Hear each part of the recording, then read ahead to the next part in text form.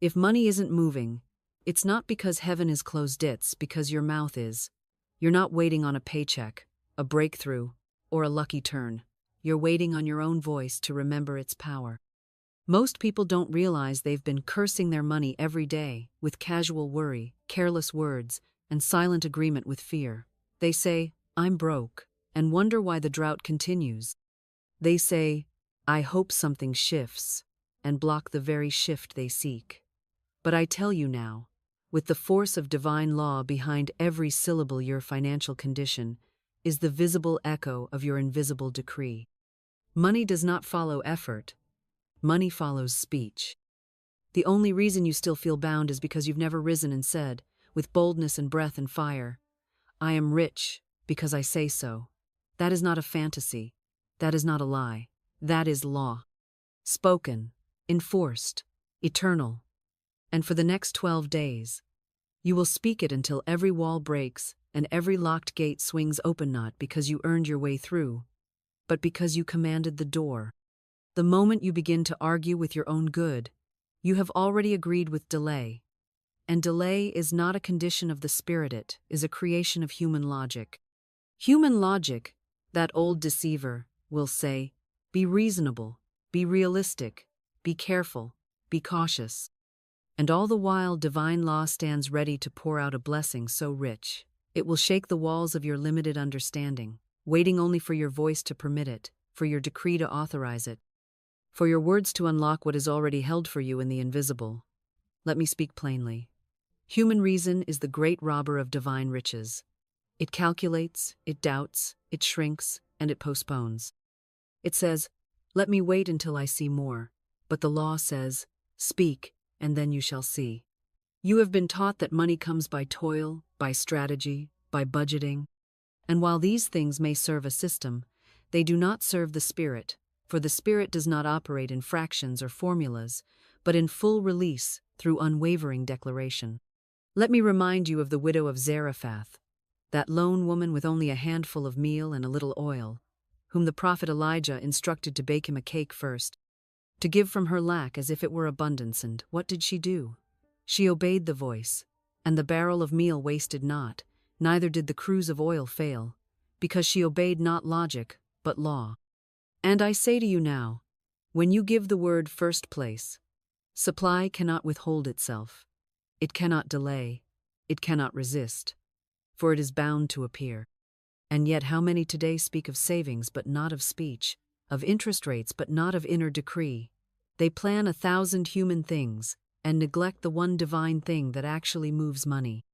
So I ask you, what would happen if, for 12 days, you silenced the logic that starves and opened your mouth in faith that feeds? What if every time fear said, "Hold on tight," you replied, "I release with joy, and I receive with grace"? What if instead of negotiating with your past, you announced your future aloud? I tell you truly, all of heaven would break loose. The angels of provision would rush to attend your word. And the windows of supply, which never closed from above, only from your own agreement with delay, would swing wide to the shout of your voice.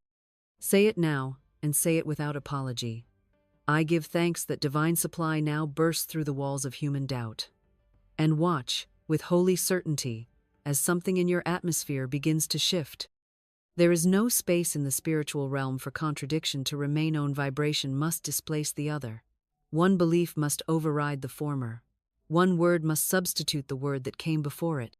And if you have spoken lack for years, for decades, for generations handed down through lineage and repetition and casual curses dressed up as conversation, then you must now take the holy scalpel of truth and begin to carve a new groove in the mind, in the mouth, in the air around you.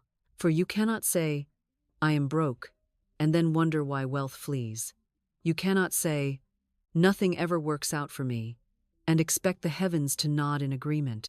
You cannot echo fear and then demand miracles. No, my friend, divine law will not be mocked, for it only fulfills what is spoken with conviction, whether it be the curse of poverty or the crown of plenty.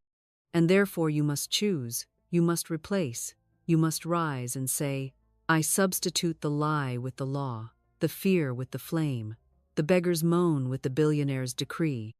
Do not think this is semantics, this is surgery of the soul, and many a life has been rescued not by toil, not by talent, not by timing, but by the simple yet unshakable substitution of one phrase for another, by the shift from "I can't" to "it is done," from "I lack" to "I overflow," from "there's never enough" to "my storehouse is full."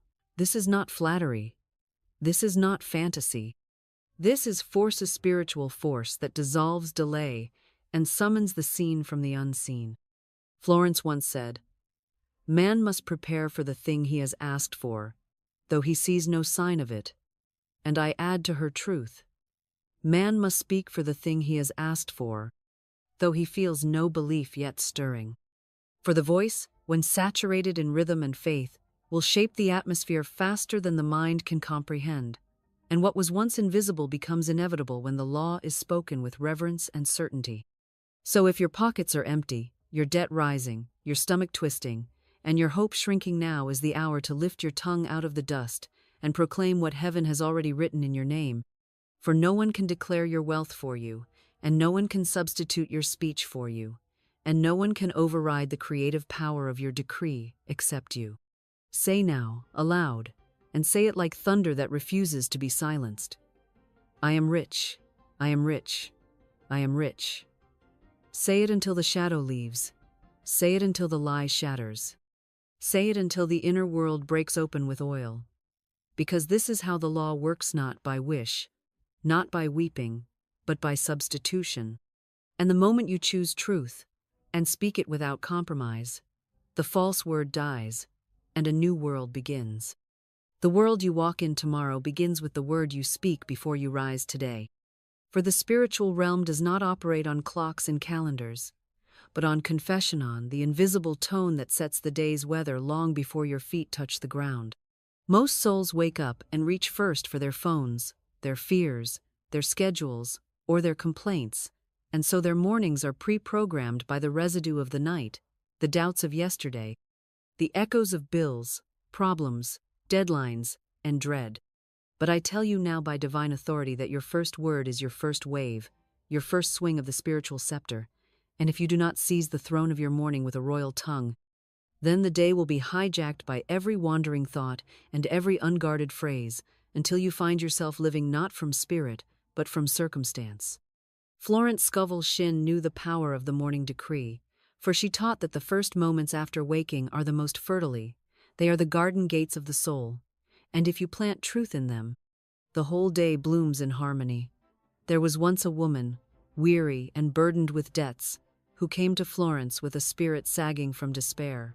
She had tried praying, she had tried hustling, she had tried complaining, but still the checks did not come.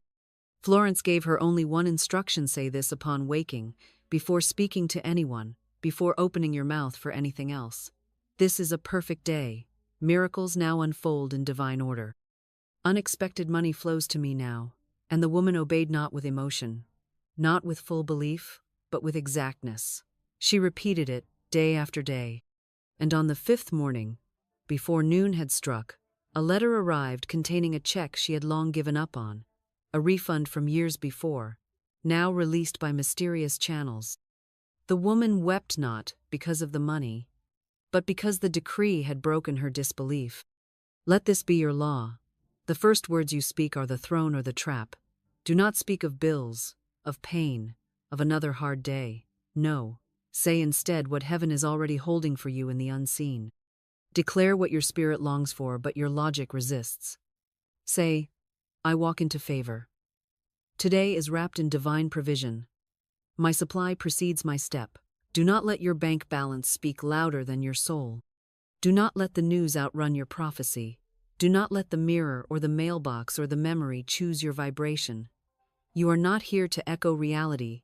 You are here to issue it. And hear me well, the tongue holds time. Your first word calls the day. Your first sentence calls the harvest. Your first declaration either builds the mansion of wealth or the prison of panic. You are not broke, you are just misprogrammed. So, reprogram with boldness, reprogram with command, Reprogram with morning fire. Say now, before another moment passes, "This is a perfect day. I am perfectly provided for. The perfect substance flows to me from perfect channels, in perfect ways under grace." Say it again. And tomorrow, say it first. And the day after, say it with breath and belief and rhythm. Because when your first word is aligned, the rest must obey.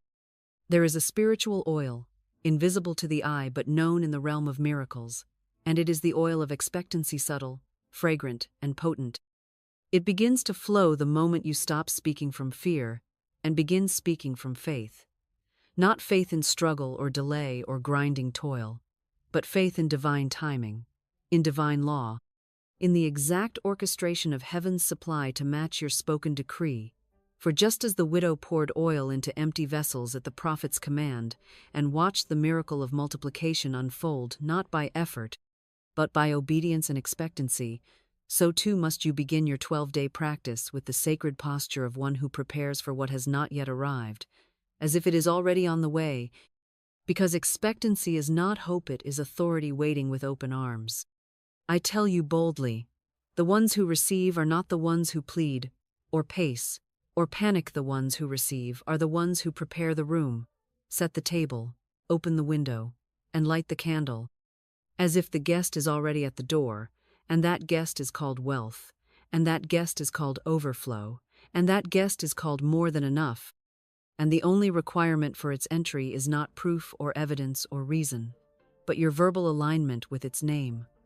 For words are vessels, and if you speak empty words filled with fear, you invite delay, but if you speak full words anointed with oil, you invite divine speed. So on this first day, you say this not because you see it, but because you choose to see beyond what is. I expect lavish abundance, for I live in a rich, friendly universe. I expect divine provision, for my words are anchored in truth. I expect the door to open, for I have already knocked with my decree. Say it slowly, like oil being poured. Say it rhythmically, like waves returning to shore. Say it with the certainty that every atom in the universe hears you, and that money, opportunity, favor, and form are not things you chase, but things that are magnetized to your frequency the moment your frequency becomes lawful. Do not let the eyes distract you. Do not let the account deceive you. Do not let logic silence your decree. Because on this first day, you are not waiting for signs, you are speaking as the sign. You are not observing conditions, you are commanding them. You are not whispering into a void, you are declaring into a living field of divine responsiveness. Your word is the oil. Your expectancy is the wick. Your wealth is the flame. And when they meet in one holy moment of speech, the miracle is not delayed, it is released. So I say again, speak it. I expect lavish abundance, for I live in a rich, friendly universe. Say it as if the oil has already begun to flow. Say it as if God is nodding. Say it until the air around you shifts. Say it, and say it again. This is day one. Let the oil run. On this second day, let us confront the most subtle fear that haunts the financially weary soul, not the fear of lack alone, but the fear that what has come in will vanish, that what has been given will be taken away, that what has filled your hand today will disappear tomorrow. For the mind trained by materialism knows how to receive with hesitation and spend with dread, always anticipating the bottom to drop, always watching the numbers shrink, always fearing that the well will dry again. But I tell you, this is not how the Spirit gives, and it is not how the Spirit sustains. For the wealth of God is not like the wealth of man. It does not deplete, it does not expire, and it is not subject to digits, markets, or mental calculations. For spirit is circulation, not subtraction, and divine supply flows not through balance sheets, but through the bloodstream of the spoken word. There was a woman once who came to me with trembling in her voice and trembling in her account. Their bank balance was low, her faith was lower, and she said, "Florence, I have just enough for rent and food. If I pay the bill, my purse will be empty." And I looked at her and said, "Then let the purse be spiritual, and it shall never be empty again." For I reminded her that the purse in the physical is only a picture, a mirror, a representation, but the purse in spirit, when governed by law, when spoken over in truth, when held in expectancy and not in fear, is never empty, never lacking, never without replenishment, because the purse of spirit is the purse of principle, and principle never runs out. So she spoke these words with trembling lips that grew stronger with every breath. As money goes out, money flows in. My purse is always filled.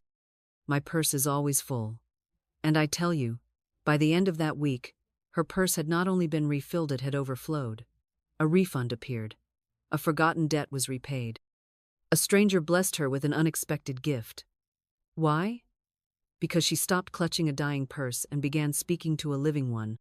She stopped thinking about how little she had and started commanding the law of divine circulation to do what it always does: return multiplied, pressed down, shaken together, and running over. So today, on day 2, you will not beg the purse to last. You will bless the purse to expand. You will not stare at the ledger and weep. You will speak to the purse and declare. You will not say, I only have this much, but you will say, as money goes out, money flows in. My purse is always filled. My purse is always full. You will treat the act of spending not as a subtraction, but as a signal to the universe that you are ready for more, that you trust the divine economy, that you are no longer a slave to numbers but a speaker of law. And if fear arises, because it will if that shadow of panic whispers, what if it doesn't come back? You will answer not with logic, not with spreadsheets, but with this declaration: my purse is not paper. My purse is not leather. My purse is spirit. My purse is law. My purse is infinite. Say it until you believe it. Say it until the shadow flees. Say it until the purse sings. This is not fantasy, it is faith aligned with frequency, and frequency governs form. Today, you release the fear of the purse.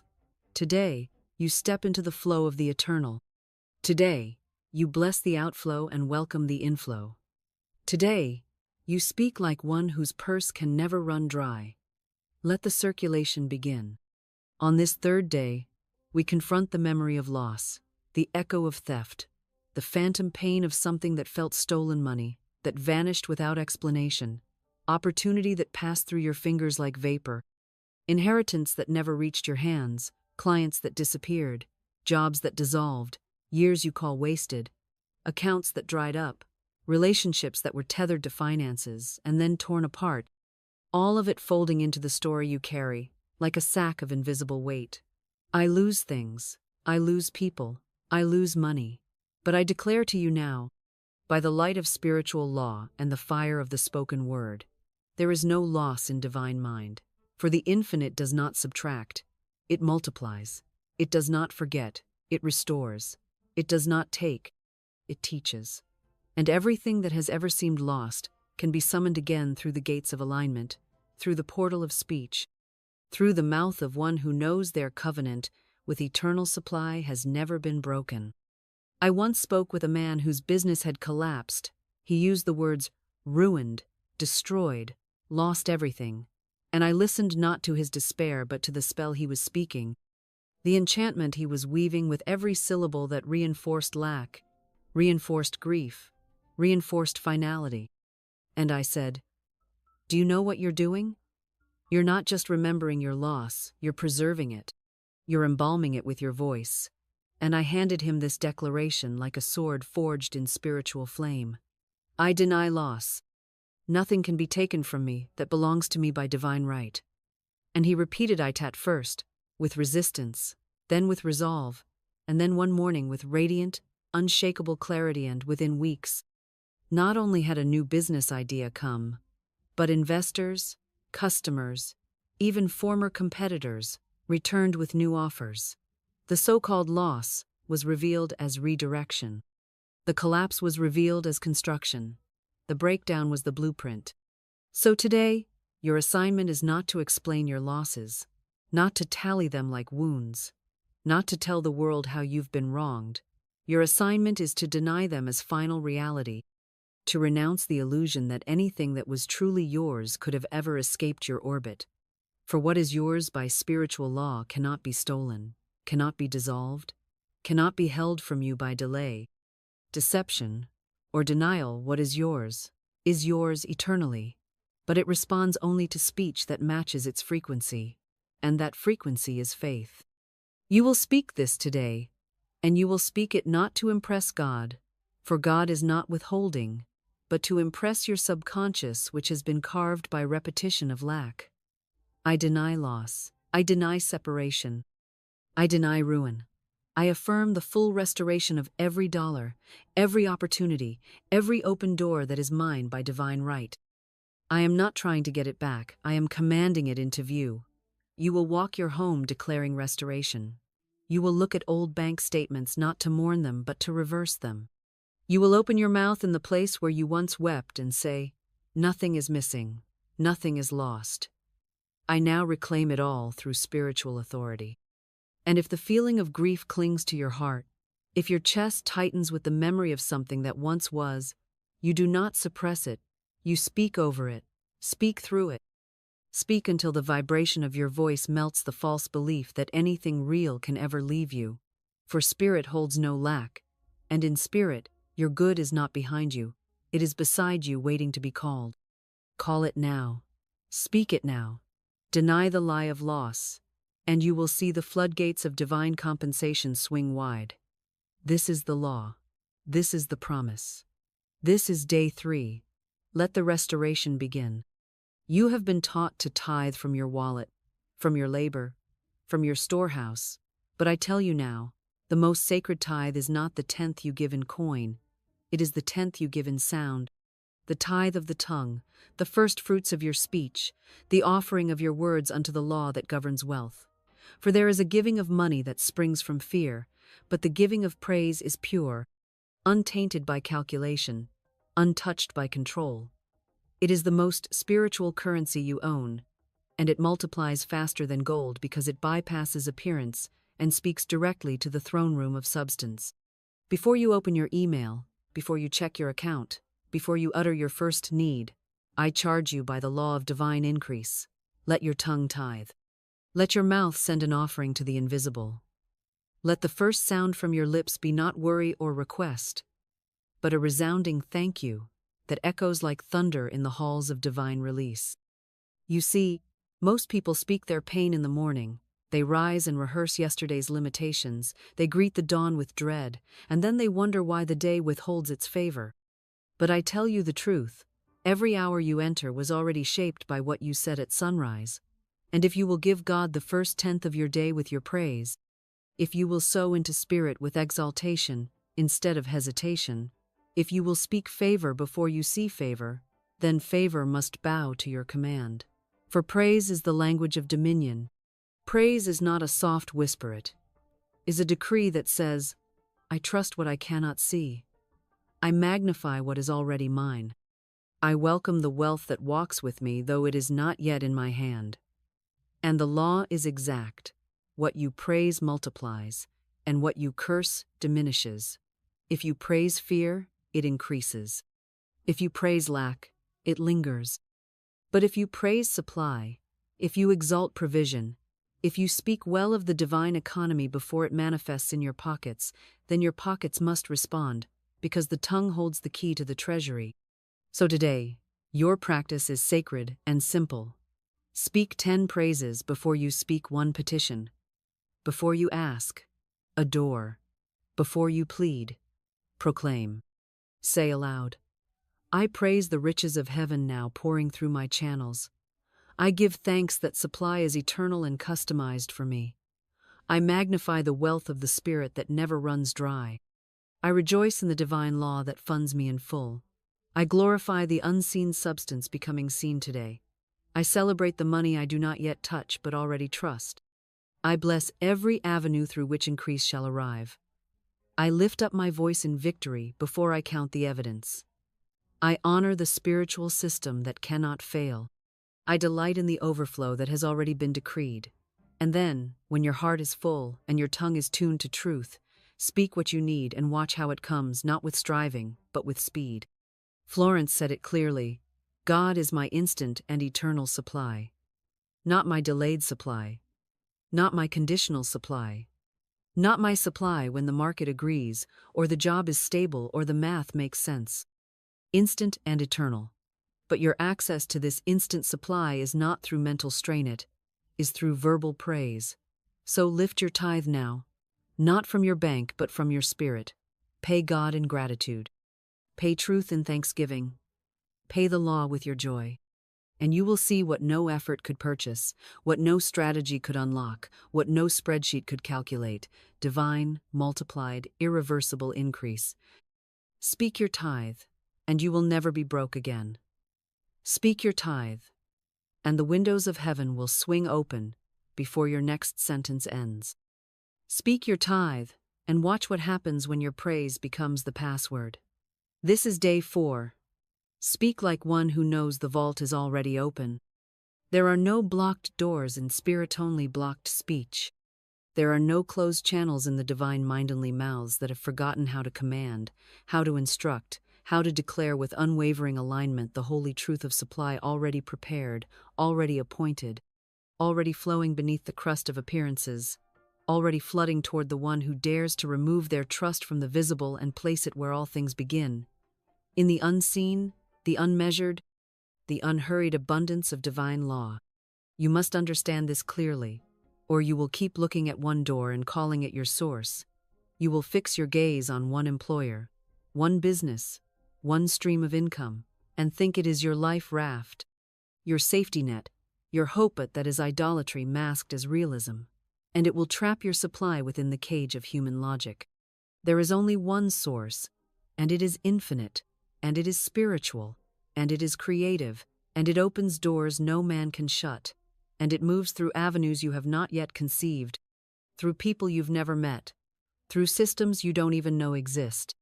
There was once a woman who came to me, distressed because she had lost her job and believed her financial life had ended. She could not see any other door. She had placed her faith in the position, not the principle. But I said to her, "You are not funded by a paycheck. You are funded by law. You are not kept by a contract, you are kept by the word. Speak not of your job as your source. Declare instead, 'Divine channels open to me now, expected and unexpected.'" And she did. She said it through her tears. She said it though her bank account mocked her. She said it with trembling voice, but a determined spirit. And in less than a week, her former colleague called with a new opportunity, a higher salary, and an agreement made entirely on her terms, not because she hustled, not because she proved herself, but because she shifted the source in her mouth. What you call its source, or channel, determines what it can do for you. Call it your source, and it will own you.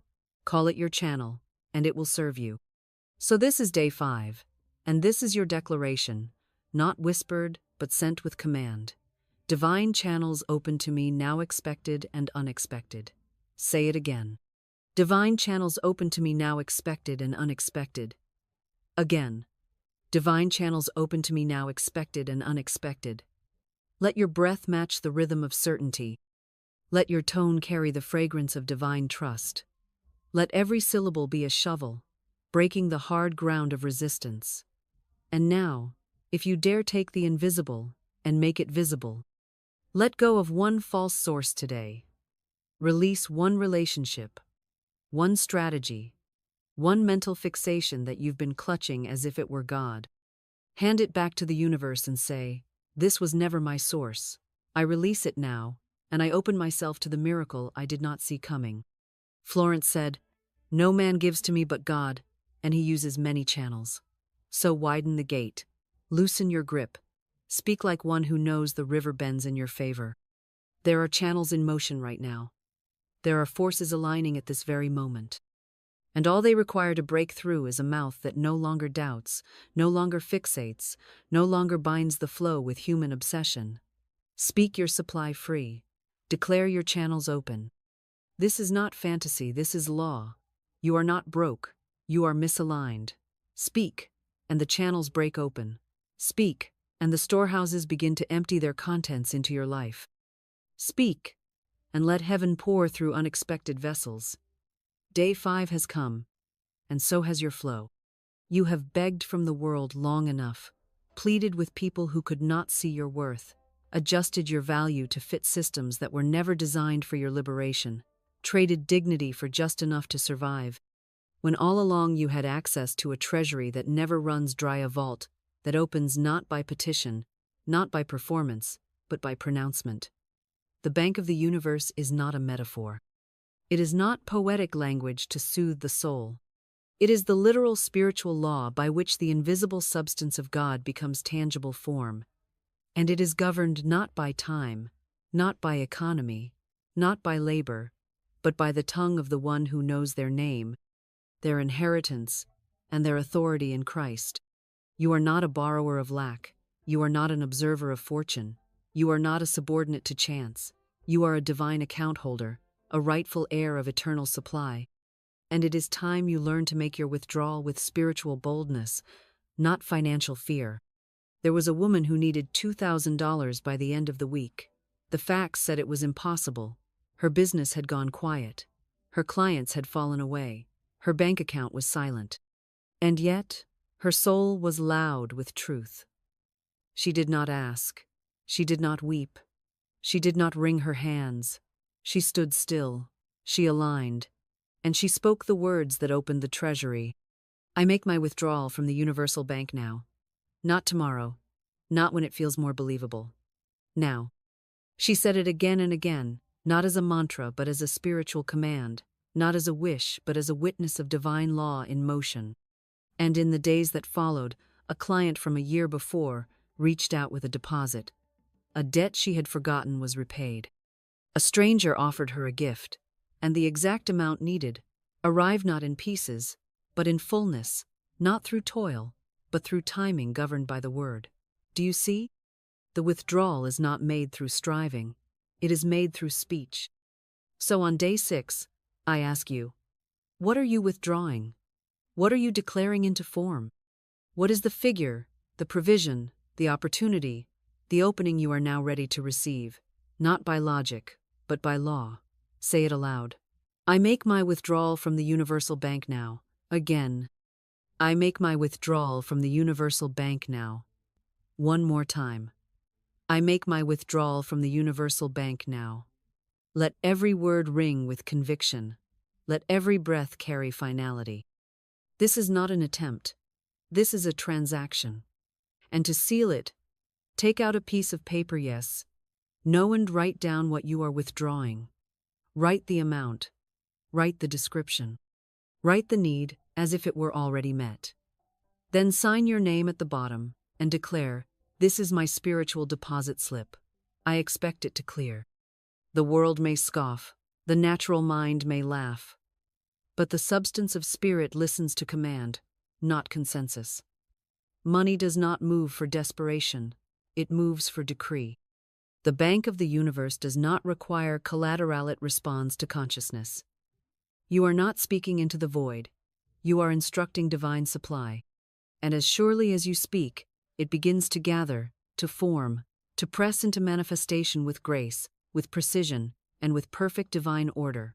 The door is open, the vault is responding, the funds are prepared, and your name is already on the envelope. Speak now, declare now, believe now, because day 6 has arrived and heaven is listening.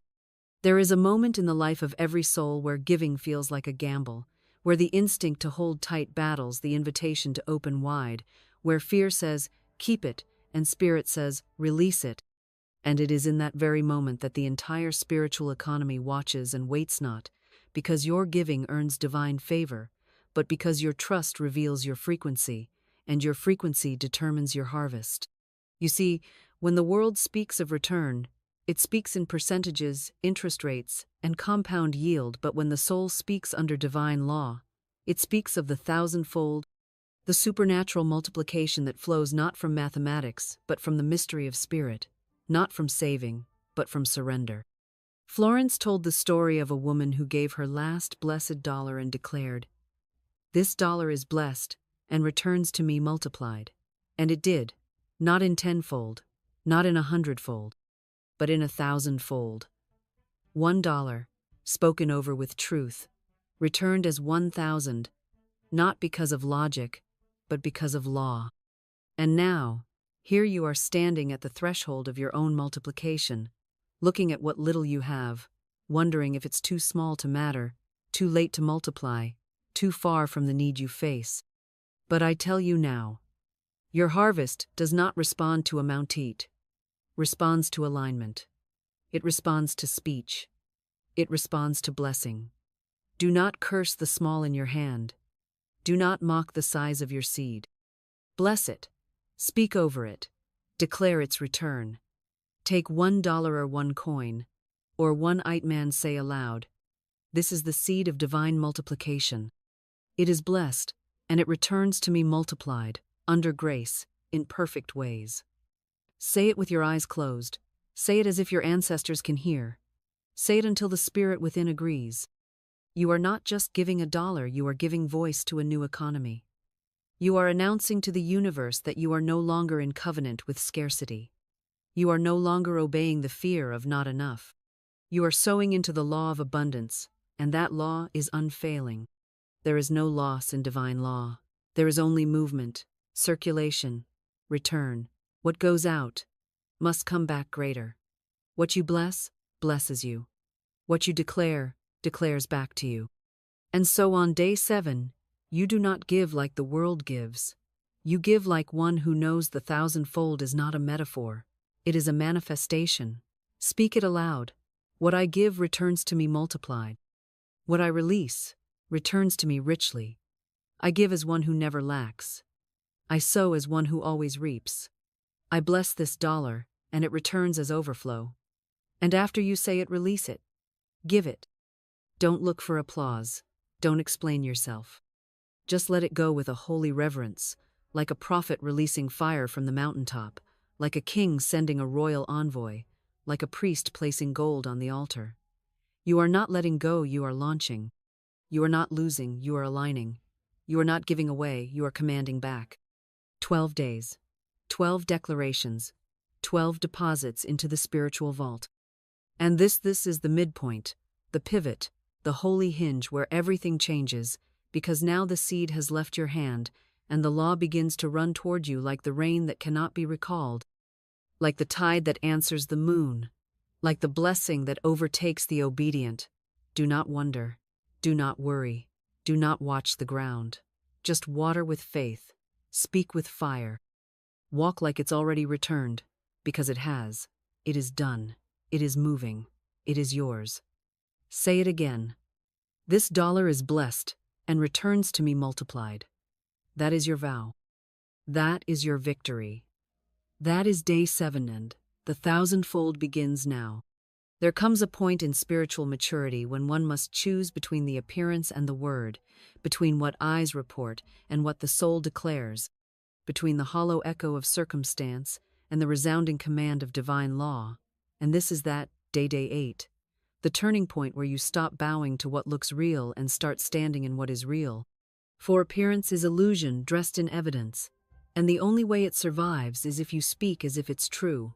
But once your tongue refuses to agree, once you stop giving power to lack by describing it, rehearsing it, honoring it with your emotional allegiance, once you withdraw your words from the court of the counterfeit, the appearance begins to dissolve like fog at sunrise, because your speech no longer sustains it, your faith no longer funds it, and your agreement no longer gives it life. Florence Scovel Shinn taught this truth with exactness. Never speak of lack, even in jest, for every word has a vibration and brings what it affirms into form. And so today, your task is simple, sacred, and fierce. Deny the appearance. Now, this is not denial in the modern, psychological sensate, is not avoidance, it is not suppression, it is not wishful thinking, it is spiritual authority, it is metaphysical dominion, it is the refusal to treat illusion as truth, the holy resistance to anything unaligned with divine substance. If your bank account says lack, you say abundance. If the bills say not enough, you say more than enough. If the world says you're falling behind, you say I am divinely timed and fully funded. You do not argue with the shadow, you outshine it. You do not explain your way through appearances, you erase them with your declaration. You do not panic at the wave, you walk upon it. Today, I want you to take 3 lies you've spoken, 3 phrases of poverty you've whispered in fear or frustration, and write them down. Perhaps you've said, "I'll never get ahead," or "Money always runs out," or "No matter how hard I try, it's never enough." Write them, look at them, and then say this aloud. These words are dead to me. They have no life, no law, no legacy. I revoke them in the name of divine truth. Then burn them, tear them, bury them, flush them. Erase them with action, not just intention. For today you are not just shifting your speech, you are severing your allegiance to the appearance. You are divorcing the old economy and entering the kingdom of supply.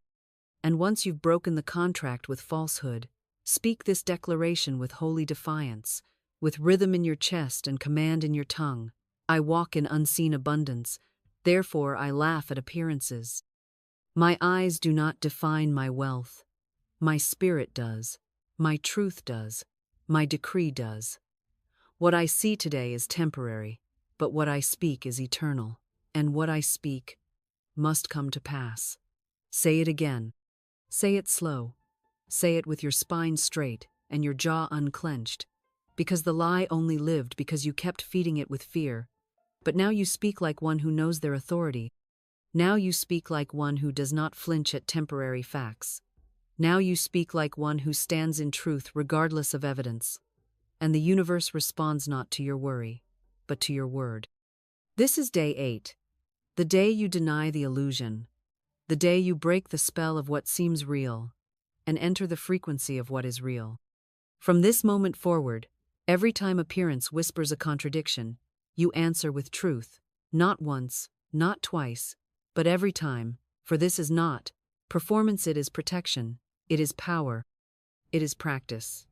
And soon, what you speak will be all that remains. The illusion will fall, the substance will appear. And you will say, I remember the lie, but I did not let it live.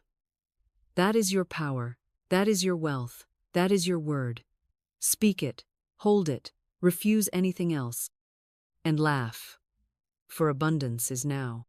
There is a moment in every soul's awakening when the scattered threads of seeming confusion begin to braid themselves into a golden cord, and the pattern that once seemed chaotic reveals its sacred symmetry, and the delays that once felt like punishment unveil themselves as divine positioning. And this is that moment day. 9th, the day you no longer question the twists and turns, the detours and pauses, the closed doors and sudden shifts, but instead you step into the revelation that your life is not random, your purpose is not postponed, and your supply is not missing it, is merely aligning itself with the divine design of your soul, a design that knows exactly what you need, exactly when, and exactly how to deliver it the moment you speak in harmony with it, not in resistance to it, for your wealth was never lost, only waiting for you to speak in rhythm with your own blueprint.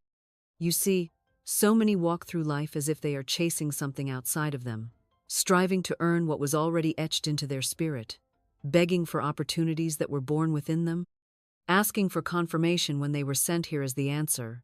And it is this backward energy, this frantic attempt to force the unfolding, that creates confusion and collapses clarity. But when you speak from your design, you do not chase, you attract. You do not hustle, you harmonize. You do not panic, you pronounce. You begin to walk not just as a person in the world, but as a word spoken by God Himself, sent to manifest wealth, not to wish for it.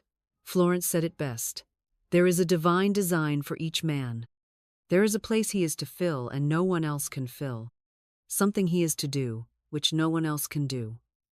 Your supply is tied to that place, that purpose, that designment. The moment you say yes to it, your voice becomes the magnet for everything it requires. So today, I want you to declare alignment. Not with the world's demands, not with your old expectations, but with your inner architecture, the spiritual pattern written before time that calls you to a specific expression, a sacred work, a rightful reward. I want you to tune the violin of your destiny, not by straining, but by speaking, not by mimicking others, but by announcing what has always been yours. Speak this with full alignment, I now step into the divine design of my life. I do not delay it. I do not doubt it. I do not distract from it. I speak it forth. I walk its path, and I receive its full reward. My supply, my clients, my creativity, my calling all arise now because I arise in truth. I speak from my place, and my place speaks back with increase. This is not just a prayer. This is a re-entry. You are stepping back into the current of divine precision, where nothing is wasted, no season is forfeit, and every experience becomes fuel for prosperity when spoken through the lens of alignment. Even your losses will bow. Even your mistakes will reroute themselves into miracles. Even your confusion will collapse into clarity. Because when you say, divine design, I agree. The entire universe seen and unseen shifts to support your path, fund your function, and crown your speech with supply. So walk today not as someone trying to figure it all out, but as someone whose wealth is already scripted, whose prosperity is already printed in the heavens, and whose tongue is the only key left to turn. Speak as if heaven wrote your name on the blueprint of success because it did. Declare it, live it, trust it. And let day 9 mark the hour you stopped doubting the design and started declaring it into manifestation. There is a sacred truth hidden beneath the noise of doubt and the chatter of delay, and that truth is this: your good is not behind you, your good is not being withheld from you. Your good is not something you must plead for or persuade God to send. Your good has always been ahead of you, waiting patiently for your voice to catch up with your divine identity, for your speech to match the inheritance that was written in your name before you even formed words, for your vibration to rise high enough to see the blessings already walking toward you at full speed. And when you truly understand this, you stop panicking, you stop grasping, you stop trying to force the doors open, and instead, you become a revealer, a speaker, a declarer who says with holy boldness and perfect faith, my good is already on its way to me, and I am now walking fast enough to meet it. So many spend their days begging for breakthroughs, begging for bills to be paid, begging for peace to descend. But begging is the language of delay, the vocabulary of disempowerment.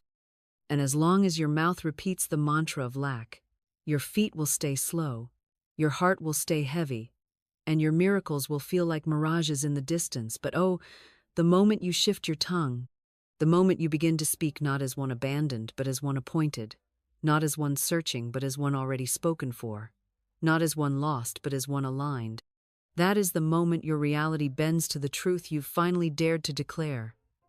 That is the moment the energy of all your delayed blessings rushes forward to meet you. That is the moment when divine compensation overtakes you like a tide too strong to resist, and suddenly what once seemed impossible is standing before you, dressed in the form of favor, clothed in the fabric of abundance, marked with your name in heaven's ink. So let me tell you this: your good is not confused. It is not trapped. It is not being kept from you by the stars or the system or some secret karmate. Is simply on its own divine track, following the path carved by your own declarations, and it has been marching toward you since the moment you said yes to truth, since the moment your heart believed for better, since the moment your voice first trembled with the phrase, I am rich in divine substance. And today, on day 10, you stop walking like someone trying to get lucky, and you start speaking like someone catching up to their own prophecy. There was once a woman, Florence tells us, who had lost everything: her home, her money, her family's trust, and she was living out of borrowed rooms and bruised dreams, until one day, in the quiet of her brokenness, she declared, I do not chase what is minute chases me. My good is appointed. I now move in step with the supply that knows my name. And that very week, she was nudged by nothing more than a divine whisper to walk into a hotel lobby. She had no business entering. To sit on a couch she could not afford to stay near. And while there, she was spotted by an old friend who offered her a room, a job, and a fresh beginning, all because her faith outran her fear, her speech outshouted her circumstance, and her yes met its mirror in the form of supernatural supply. So today, I want you to say this not as poetry, not as metaphor, not as empty hope, but as covenant, as command. as holy reminder that you were never abandoned, only momentarily slowed by false speech. My good rushes toward me, and I am wide awake to receive it. Every step I take is in sync with divine supply. I do not miss. I do not doubt. I do not delay. I arrive because I declare. Say it in the morning. Say it before sleep. Say it while you walk, while you dress, while you move through the routines of daily life, and as you do, your speech will speed up your timeline, your words will call in what your hands couldn't grasp, and your life will begin to look like the kingdom you've been speaking all along. This is the power of day 10. The realization that what's meant for you has been running ahead of you, clearing the path, preparing the table, and all you had to do was speak fast enough to catch it. Let your tongue catch up to your future. Let your voice run ahead of your doubt. Let your word unlock what your waiting never could. Speak and walk and receive. Your good is not coming. Your good is here. Say so, keep pace, and never stop declaring what's already yours. There is a voice within you that has never been afraid, a voice that has never been in lack, never once negotiated with fear, never begged for bread, never adjusted its volume to fit the room, never asked the economy for permission to be rich, never once checked a bank account before speaking a blessing, never doubted that the supply was already here, and that the only delay was in the alignment of the speaker and. That voice is not your personality, not your ego, not your upbringing, not your past, not your trauma, not your logic, not your doubt, not your learned behavior, but the voice of the Christ within you, the indwelling, unshakable, eternal Christ nature that knows only dominion, only abundance, only law, only power, and it is this voice, and this voice alone, that can proclaim the kind of prosperity that pierces through appearances and causes substance to reorganize itself according to the rhythm of spiritual truth. The Christ within is not a distant doctrinate, is the living blueprint of divine intelligence encoded into your soul. The aspect of you that was never wounded, never broke, never limited, never small, never subject to the world's conditions. And when you let that part of you speak, when you step aside and silence the fear chatter and ego noise and generational residue, when you open your mouth and let the Christ in you proclaim wealth, not wish for it, not hope for it, not manifest it someday, but proclaim it now, you are no longer a human trying to get spiritual results. You are spirit, commanding a human world. You are law speaking to form. You are light giving instruction to matter. And that is when miracles do not just take up residence in your reality, because the spoken Christ is not denied. Florence taught this with holy fire. I cast this burden on the Christ within, and I go free. And I tell you now, your poverty is a burden, your worry is a burden, your checking, the price tag mindset is a burden, your scarcity-based tongue is a burden, your fear of too much is a burden, and not one of them belongs to the Christ within you. So today, let the Christ speak. Let the Christ in you take the microphone and say, without apology, without hesitation, without tiptoeing around the bigness of God's storehouse, I am wealth in motion. I am divine supply personalized. I am the word made substance. I am the voice of inheritance released. Today is day 11. And you must speak as one who is not merely reciting affirmations, but embodying the divine authority that sent those affirmations into the earth in the first place. You must become the declaration itself, not just the mouth that says it, but the frequency that lives it, breathes it, radiates it, and transmits it through every word, every step, every action, every choice. Because when the Christ within proclaims, angels organize, conditions bend, doors open, people remember your name, opportunities appear with no logical explanation, and supply gathers itself like a river returning to its source. The Christ does not use soft words.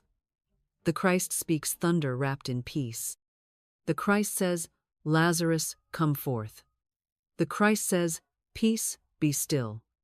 The Christ says, give them to eat. The Christ says, launch into the deep. And you, yes, you have been trying to whisper your way into wealth. tiptoe into provision, sneak into success as if you don't deserve it, as if you need someone's permission.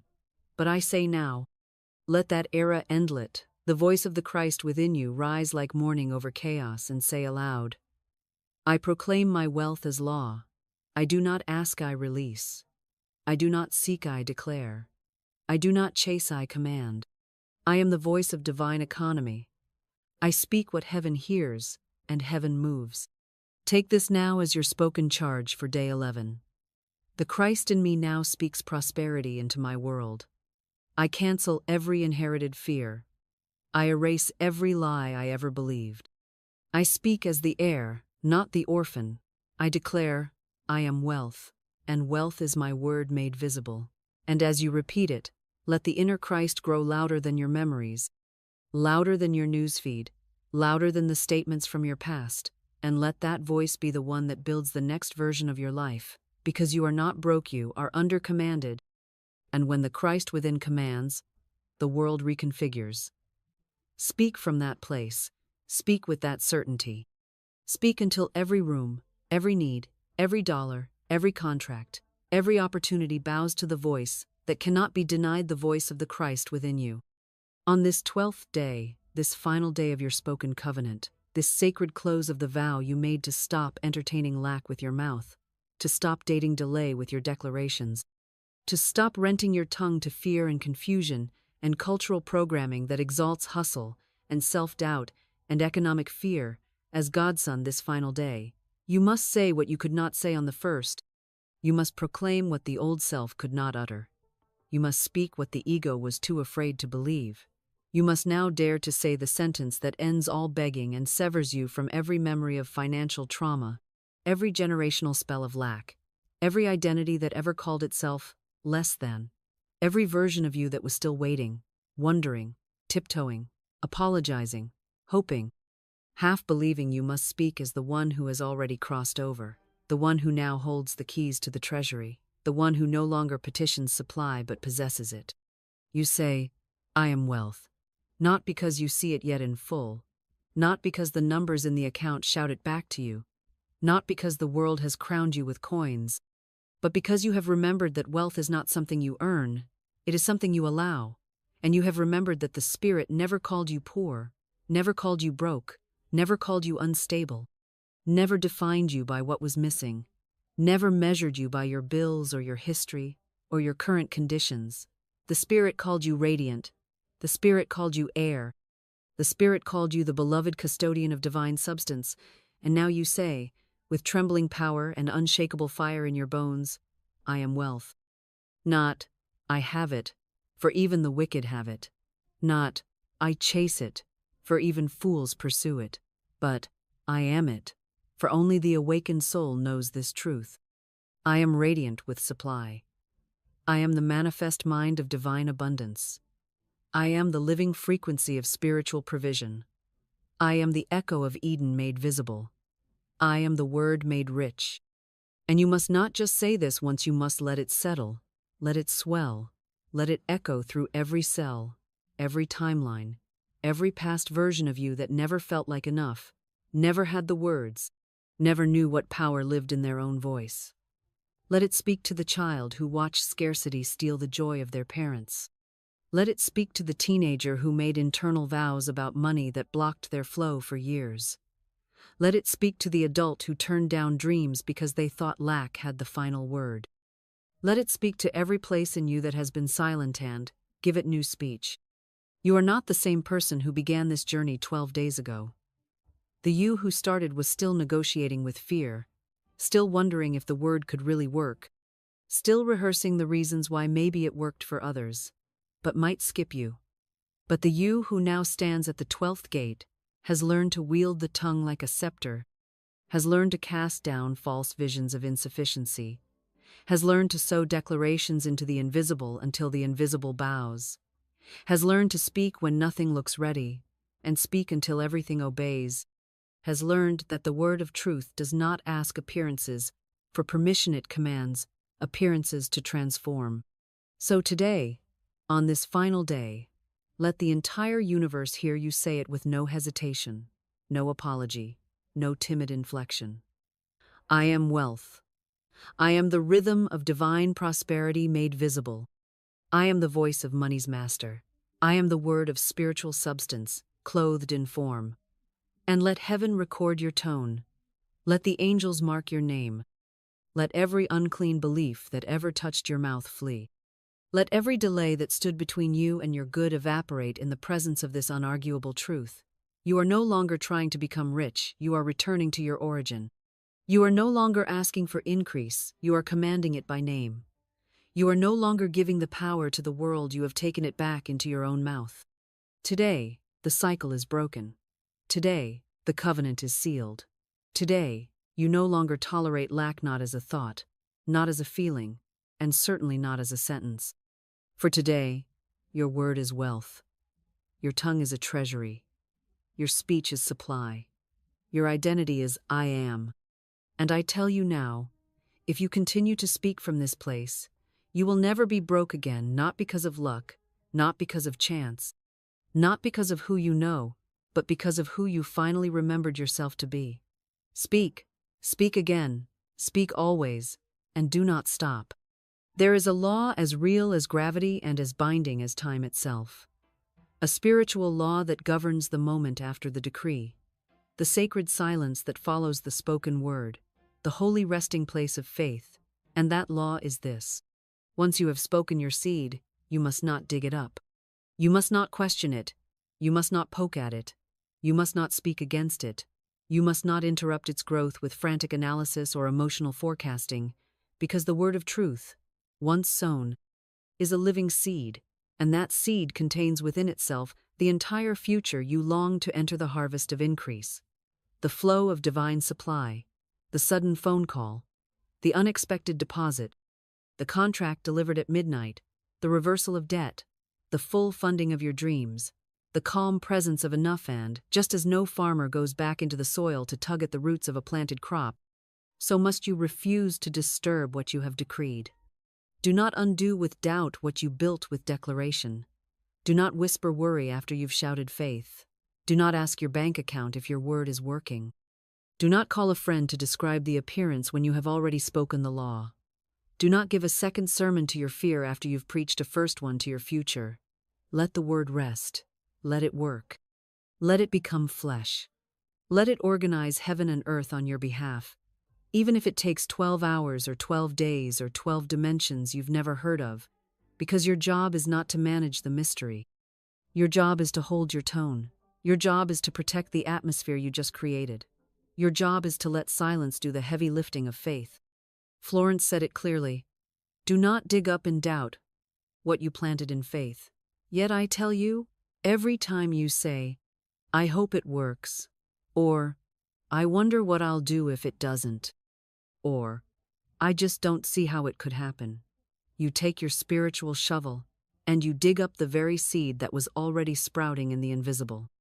You delay your harvest not because the seed is weak, but because the speaker becomes double-minded. A double-minded man is unstable in all his ways. He will not receive. Not because God withholds, but because the vibration is scattered. You cannot bless and curse the same sentence and expect it to bloom. You cannot speak, I am wealth, and then rehearse how broke you feel. You cannot declare, large sums of money come to me under grace in perfect ways, and then get on the phone and say, I don't know how I'm going to make rent. You cannot write the check in faith and then lose sleep over the return. These contradictions are not small, they are spiritual sabotage. They tear holes in your field. They interrupt the rhythm. They disorient the angels. They delay the divine choreography that was already underway. So I charge you now, in the spirit of absolute clarity, to seal your seed with thanksgiving, to speak only once, and then praise 1,000 times, to say, I release it, I rejoice, it is done, and then go on your way as one who no longer checks the clock, no longer refreshes the page, no longer begs for signs, but walks in the complete confidence that what was spoken is now being carried by the invisible, that what was declared is now being orchestrated by the angels, that what was affirmed is now finding doors to walk through, and people to use, and moments to invade, and miracles to unfold. Let the word be the last thing you say about it. Do not negotiate with shadows. Do not update people who don't carry faith. Do not rehearse old facts. Do not water it with worry. Do not touch it with trembling. Let the seed remain buried in divine soil, wrapped in spiritual fire, covered in the oil of expectancy. Praise. Wait. Smile. Rest. Let the word do what only the word can do. For once the truth is spoken, it can never return void. It must accomplish the thing for which it was sent. So speak it once, then shut the gate, and let it grow. There is no such thing as a one-time word. There is no such thing as a casual decree. There is no such thing as a spiritual life built on occasional affirmation. The law is rhythm. The power is in repetition. The secret is in sustained vibration. And just as the earth spins in steady rotation, just as the sun rises by pattern, just as breath flows in and out without effort, so too must your spoken word become your rhythm, your repetition, your non-negotiable soundtrack of wealth, of increase, of spiritual certainty, not uttered once in a moment of hope and then forgotten in a tide of anxiety, but spoken as breath is spoken, as pulse beats, as oceans move again and again and again, until the very cells of your body obey the new rhythm, until your nervous system walks in wealth as its default, until your atmosphere becomes too familiar with truth to let in the sound of lack again. You do not build a body by lifting one weight.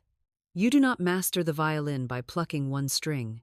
You do not form wealth in your world by saying it once and then wondering why you still feel broke. No, this is the life of law. This is the rhythm of spiritual mastery. This is not therapy. This is architecture. And your words are bricks. Every declaration is a placement. Every repetition is reinforcement. Every morning you wake and say, I am wealth. I am divine supply in motion. I am a voice that opens vaults. Is not a sentimental exercise, it is a metaphysical blueprint, a structural manifestation, an energetic scaffolding around your future. So I ask you now, with boldness and love, what is your daily structure? Do you wake and scroll, or do you wake and speak? Do you rehearse the news, or do you rehearse your name in heaven? Do you confess what's visible, or do you decree what's true? I say, rise early and decree. At midday, reaffirm your throne. At night, silence the outer world and remind your soul who speaks last. Morning, midday, evening. Like Daniel, who prayed 3 times a day not to beg, not to ask, but to hold alignment with the unseen. This is not superstition, it is synchronization. It is alignment with heaven's code, and you must decide today. Will you let your tongue drift according to emotion, or will you train it to dance in divine rhythm? Florence Scovel Shinn did not speak haphazardly. She crafted words like spells. She wrote affirmations as incantations of faith, as anchors of vibration, as carriers of wealth in seed form. And she repeated them again and again and again, until reality had no choice but to mirror the rhythm of her word. So I say unto you now, make a list. Write your declarations on mirrors, in journals, in your car, on your phone, whisper them while walking, shout them in the shower, declare them over meals. Speak them while cooking, cleaning, creating. Let your voice replace the internal critic. Let your declarations be louder than your doubt. And let every cell in your body become a cathedral of repetition, where divine truth is not something you try but something you live in, bathe in, breathe in, and command with every breath you speak. The truth is this: your future is a pattern, your supply is a rhythm, your breakthrough is an echo, and when your voice becomes consistent, reality becomes obedient. So do not chase signs, become the signal. Do not wait for a shift, become the source. And do not ever again let a day pass where you do not train your tongue in wealth, train your breath in dominion, train your body in divine rhythm. For when rhythm becomes religion, and repetition becomes your revelation, the world cannot help but conform to the sound that shapes it. And the sound is you, the word is you, the frequency is you. The wealth is already waiting, and it is listening for its rhythm. When the rhythm is established, when the word has been spoken not once in emotional heat but again and again in spiritual alignment, when your declarations have carved out new space in the unseen, and your tongue has struck like lightning against the dark cloud of old patterns, something begins to shift, not in theory, not in wishful thinking, but in substance, in circumstance, in the divine choreography of coincidence, arrangement, and invisible orchestration. For the law is not mocked, and every word you have spoken in faith, especially the ones spoken through trembling lips and shaking hands, has gone out as a seed, as a command, as a living decree, and it cannot return void. It cannot fade into silence. It must return in form, in favor, in the tangible fragrance of provision made manifest. And so I ask you now, what do you expect to happen next? Will you speak with authority and then analyze the weather? Will you declare supply and then search your mailbox with doubt? Or will you shift into supernatural expectation, into holy surveillance, into alertness not of worry, but of readiness? For the signs do not always come as bank alerts or checks in envelopes. Sometimes they come as sudden peace, a conversation with a stranger, a dream that opens a door, a canceled bill, a new invitation, a sentence overheard on the street, a memory you suddenly recall, a forgotten connection suddenly revived. And in all of these the answer, the fulfillment, the whisper of God saying, I heard you the first time. I was only waiting for you to believe it long enough to receive it. The signs may not look like you imagined, but they are sure. The symbols may not follow your logic, but they follow the law. And the supply, though delayed by doubt, rushes in like a dam broken by faith. You may see the number 888 on receipts and clocks and license plates. You may dream of water, of gold, of open doors. You may notice strangers offer help for no reason. You may feel a sudden urge to check an old email or walk into a room you never considered. Do not dismiss these. The law speaks symbolically before it speaks literally. Heaven delivers through sign before it delivers through substance.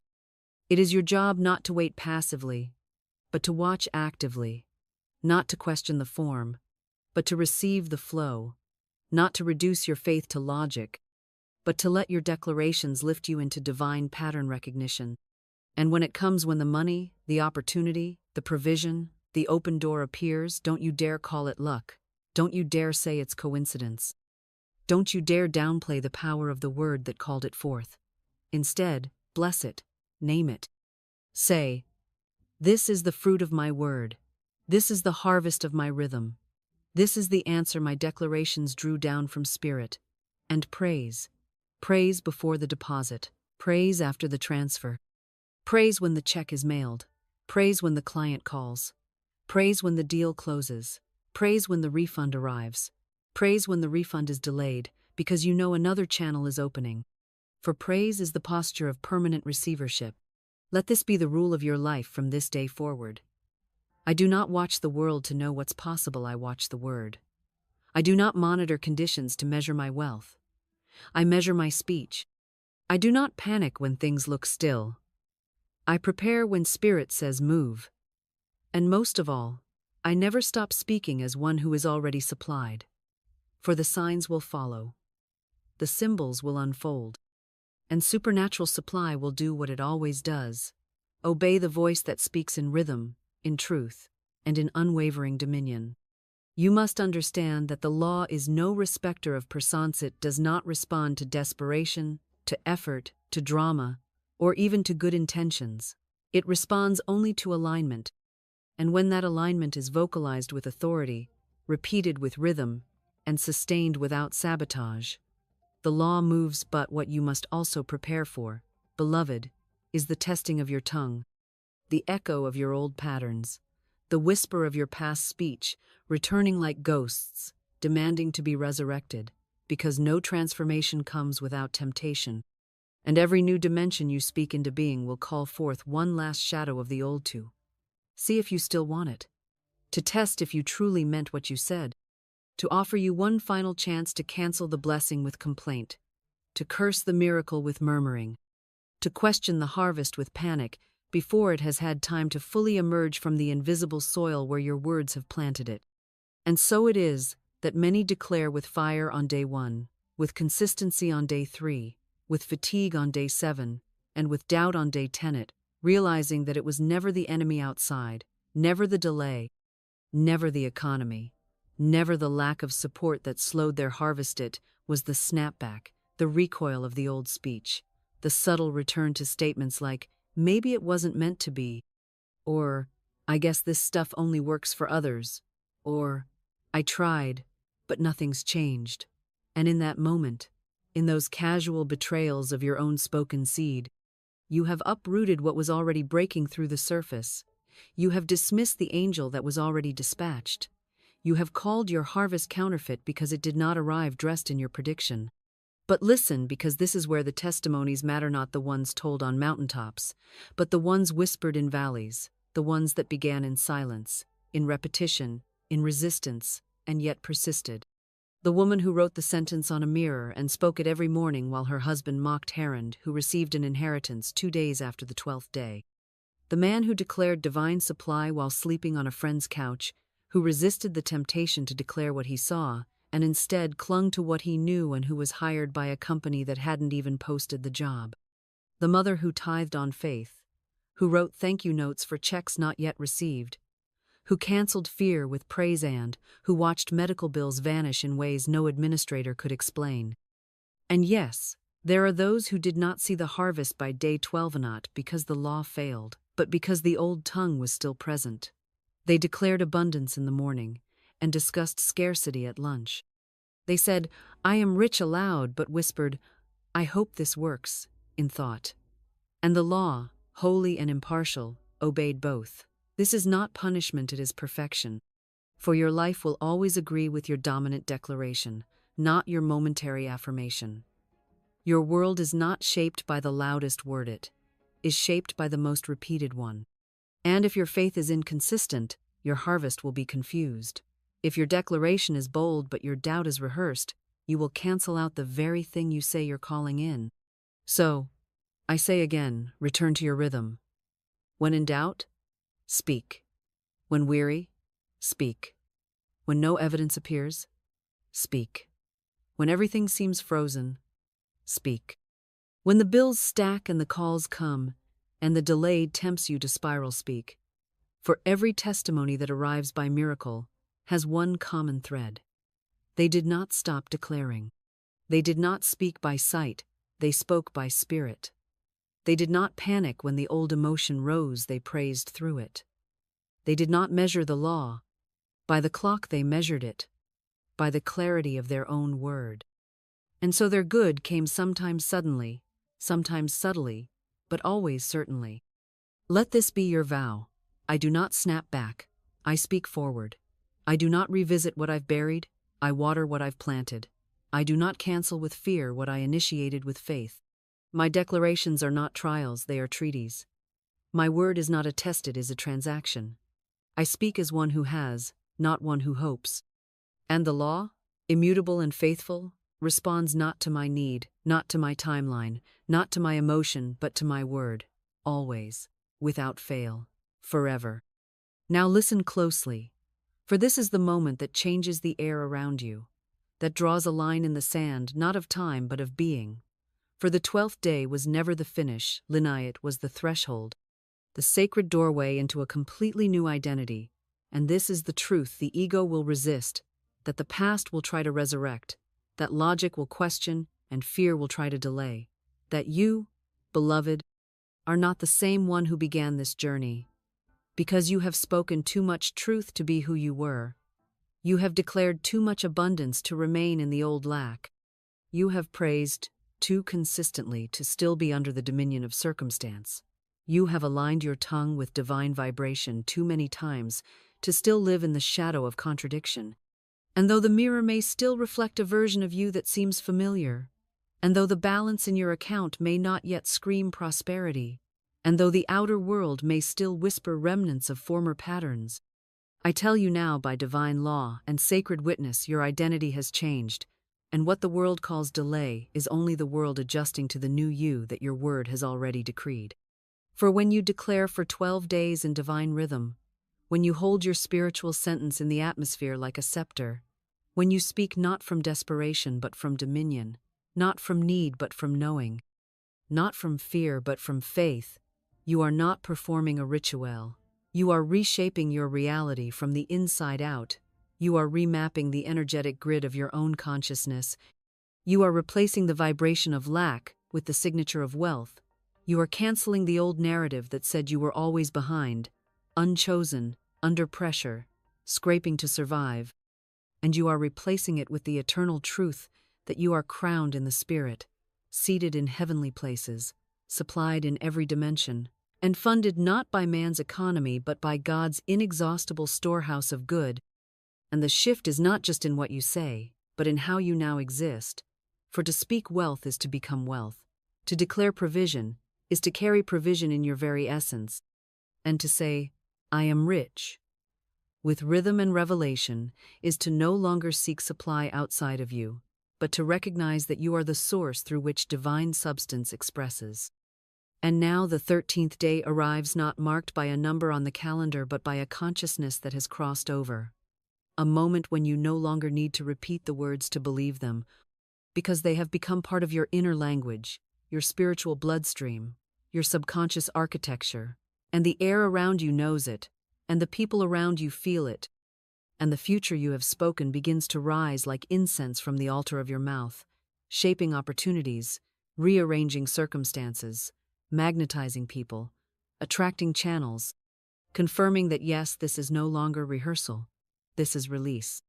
So declare with me now, not as one who is hoping for change, not as one who is watching for signs, not as one who is testing spiritual law like a child unsure of fire, but as one who knows, as one who has, as one who has walked through the fire and come out unburned, refined, crowned, confirmed. I am no longer broke in mind, word, or spirit. I am no longer aligned with lack, permission, or delay. I am no longer trying to believe I have become the belief. I am wealth. I am radiance. I am a walking treasury of truth. My presence carries prosperity. My voice funds futures. My words open vaults. My identity is supply. And let that be the seal upon your soul. Let no man talk you out of it. Let no invoice scare you out of it. Let no appearance contradict it. Let no old pattern steal it. For it has been spoken, it is done. And now, it is so. And now, beloved, comes the most dangerous part of any spiritual activation, the moment after the fire has fallen, when the skies are still glowing from all that has been spoken, when your spirit has been fed, your tongue has been trained, your truth has been reinforced through 12 sacred days and one holy awakening. But the mind will still try to return to the patterns of the former prison. The body will still try to obey the old routines of fear. The world may still speak in the dialect of debt. And it is here, in this fragile, beautiful, holy threshold, that I charge you. Walk as one who already has. Move as one who already holds. Declare as one who no longer waits but welcomes. And live as one whose very presence is a testimony of divine provision. For heaven cannot multiply what you continue to mourn, and spiritual law cannot fulfill what you keep revising with words of doubt, delay, or disbelief. So your posture now must match your prophecy. Your tone must match your treasure, and your faith must no longer wobble like a beggar's bowl, but stand like a royal decree issued from the courts of the Most High. I charge you not to wait for the delivery to dress in gratitude, not to wait for the money to buy the wrapping paper, not to wait for the job to walk in excellence, not to wait for the bank to walk in wealth, but to move now, to behave now, to spend now, in spirit, to sow now, to thank now, to speak now, and to expect now as if every word from your mouth has already been signed in gold in the treasury of the unseen, and you are simply receiving the visible shipment of what has long been authorized in the atmosphere. For the oil in your lamp has not run out, and the flour in your jar is not empty, and the provision of the Lord is not pendent, is permanent. And the only question left is whether you will live like a mailbox of miracles or a mouthpiece of mourning. I tell you this, wrap the gifts before they arrive, bless the table before the feast is served, sweep the porch before the doorbell rings, Clear the bank account of fear and overdraft shame, and prepare the account of praise, because divine deposits do not follow desperation. They follow decree, they follow expectation, they follow identity. They follow the soul that walks with the head lifted high, the voice unwavering, the stride unapologetic, the hands unclenched and open to receive not just money, but mastery, not just provision, but position, not just answers, but authority, not just increase, but inheritance. And the walk of a billionaire in spirit is not stiff with pride, nor heavy with pressure, nor silent with secrecy. It is rhythmic with revelation, fluid with faith, and crowned with the consciousness that nothing can be withheld from the one who has become one with the Word. For the Word itself is wealth, and the wealth is in the walking out of what you already spoke. So walk now, not as one who is still pleading with heaven, but as one who is partnered with heaven. Walk now, not as one testing the waters of belief, but as one who has been baptized in the fire of truth. Walk now, not as a beggar rehearsing requests, but as a speaker of substance who understands that once the word is given, once the law is spoken, once the decree is made, once the sentence has flown, once the voice has pierced, the veil, there is nothing left to prove, nothing left to wait for, and nothing left to fear. There is only walking, only welcoming, only wealth unfolding beneath your feet. Walk, child of wealth. Walk, son of the kingdom. Walk, daughter of dominion. Walk like the air obeys you. Walk like the angels respond to your whisper. Walk like the storehouses open on command. Walk like the supply is scripted in your soul. Walk like you are the treasury. Walk like you are the seed and the harvest. Walk like you have already won. Walk like you were never broke to begin with. Walk, and don't look back. And now we seal it.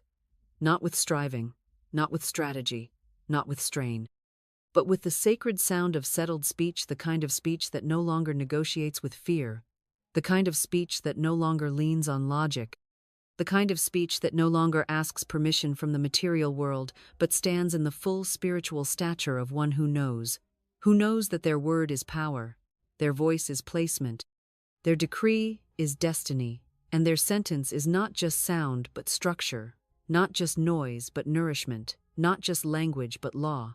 For when you have spoken under divine authority, when you have declared from the throne room of the soul, when your tongue has become the scepter and your mouth has become the gate of heaven, there is nothing left to chase, only everything left to receive.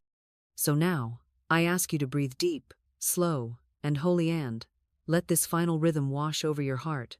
For I do not want you to merely hear it, I want you to become it, I want you to speak it aloud. Not once, but as many times as your soul requires, until the world inside you and the world around you bow to the voice of divine wealth within you. Until every lie you ever believed about money crumbles under the weight of this new truth. Until lack loses your address and poverty forgets your name. Until you walk like Eden is your inheritance, and overflow is your atmosphere. Until you no longer remember what it felt like to fear a bill, or dread a balance, or question your right to be supplied. So open your mouth now, and let these final words be your re-entry into wealth. I walk in supernatural provision. I am not hoping, I am holding. I am not begging, I am building. I am not lacking, I am lavished. My wealth is not coming, it has arrived. My words are not weak, they are law. I do not check the world, I check my word. I do not echo appearances, I echo abundance. I do not wait for confirmation, I am the confirmation. I do not try, I decree. I do not speak as one in delay, I speak as one in dominion. I do not ask, I authorize. I do not budget fear, I broadcast faith. I do not whisper scarcity, I proclaim surplus. I do not repeat the past, I rewire the future. Say it again, and say it like you mean it. I walk in supernatural provision. And now, dear listener, dear speaker of truth, dear agent of divine economy, I invite you softly but clearly to stay in this vibration with me. Subscribe if your soul says yes. Comment below and write it in stone. I walk in supernatural provision. Come back to this space every time the world tries to drag you back into the illusion of lack. Return here when the dust of delay tries to cloud your sight. And above all, never forget this truth. Your words are your wand. Use them to call forth Eden.